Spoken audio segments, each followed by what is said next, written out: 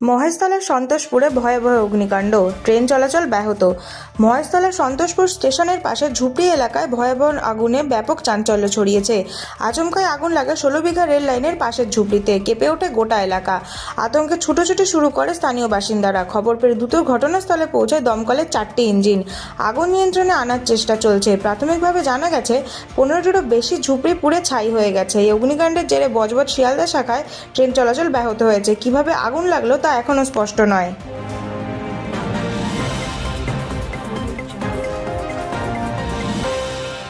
নোয়াপাড়ায় ভোটের আগে বিস্ফোরণ, আতঙ্কে এলাকা। ভোটের মাত্র 4 দিন আগে চাঞ্চল্য নোয়াপাড়া থানা চত্বরে। বিকট বিস্ফোরণের শব্দে কেঁপে ওঠে গোটা এলাকা। স্থানীয়দের অভিযোগ, বিস্ফোরণে স্প্লিন্টার ছিটকে আশেপাশের বাড়িতেও গিয়ে পড়ে। ঘটনায় ভেঙে পড়েছে একটি পরিত্যক্ত বাড়ির অংশ। ঠিক কী কারণে এই বিস্ফোরণ তা এখনও স্পষ্ট নয় পুলিশের কাছে। ইতিমধ্যেই ঘটনাস্থলে ডাকা হয়েছে বম্ব স্কোয়াড। প্রাথমিকভাবে অনুমান, পরিত্যক্ত বাড়িতে মজুদ থাকা বোমা থেকেই বিস্ফোরণ ঘটতে পারে। তবে পুরো ঘটনা ঘিরে ধোঁয়াশা কাটাতে শুরু হয়েছে তদন্ত।